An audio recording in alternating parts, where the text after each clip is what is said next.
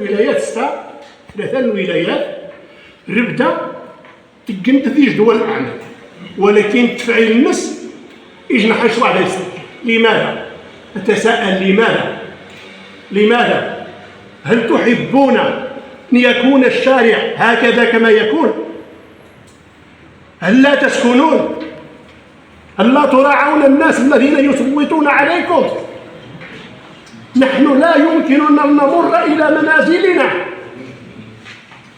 السمك في الشوارع رغم 4 أسواق. جماعة الرئيسة السوقين سوق قد خسرت عليه الملايين من الدراهم، المئات الملايين من الدراهم. ها هو 2009 2023 22 12 سنة السوق ما بغى يتحل. مصطفى ما نخرجوش منها. لا الله يرحم والديك، غير نفهمك باش نكونوا واقعيين، نديروا النقط على الحروف. ناريوتشينو ما خدامش، فرخانه ما خدامش. سمحنا سيال كانت مع السيد الرئيس الله يرحم والديه ما تقاطعنيش وما تدخلش الله يرحم والديك. انا كنقول لكم الواقع، لا يمكن ان نسكن في مسكن، لا يمكن ان نسكن في مسكن ان يكون كالسوق الاسبوعي يوميا ليل نهار حتى الجوج ديال الليل حتى 3 ديال الليل. المخدرات، المشروبات الكحوليه، لا يمكننا ان نجلس مع بناتنا ولا مع اولادنا. هل يعقل هذا؟ هل يعقل وانتم ترون باعينكم كلكم لا احد يحرك السكينه؟ لماذا؟ واش نتوما ماشي من هنا؟ السيد الرئيس انت كتسكن في الليبيه حداك السوق، حداك سوق الجمله، هل ترى احدى منازلك هذا الذي تراه هنا؟ واش كتشوفوه؟ ياك كتسكن حدا السوق انت في الدار ديالك شفتي شي كروسه؟ الناس دابا ما بغاش الحانوت، بغا كروسه فيه الفلوس كثر.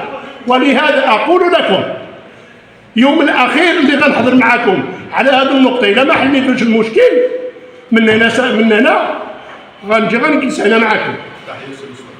الله يرحم الوالدين. انا كون قررت ما غاديش نجي لان كل خطره كديروها كتضحكوا علينا. انا ما بغيتش الضحك، بغيت الفعل، لان هناك السكان اللي ساكنين راه كيشكيو يوميا ما لقاو المساكنه شنو غيديروا. الساكنه ديال عقبه بن نافع، الساكنه ديال موسى بن نصير، الساكنه ديال سريع المسيره، الشوارع مغلقه كلها بالشاحنات بالدراجات بالعربات المزروره والمدفوعه والى اخره. تكونوا عندكم الغيره على بلادكم. النسارى اللي ساكنين في المدينه بوحد الله راه يجيو يوميا كيشوفوا ذاك الشهى اللي كنشوفوه، الاسماك في كل شوارع، الماء بحال السيول. دابا سي مصطفى صافي التحيات. احنا مع كل شيء، هذا الشيء غادي يطبق. وانت عارف الخلل فين كان؟ الخلل راه كان قائم لمده سنوات. دابا السيد الرئيس هو راه عطاك كلمه الشرف، السيد الباشا راه عطانا كلمه الشرف، وانا اللي كنخدم الشرطه الاداريه كنعطي كلمه الشرف. الا ما تحقق هذا الشيء انا غادي نخرج من الشرطه الاداريه، ما نبقاش انا نسيرها.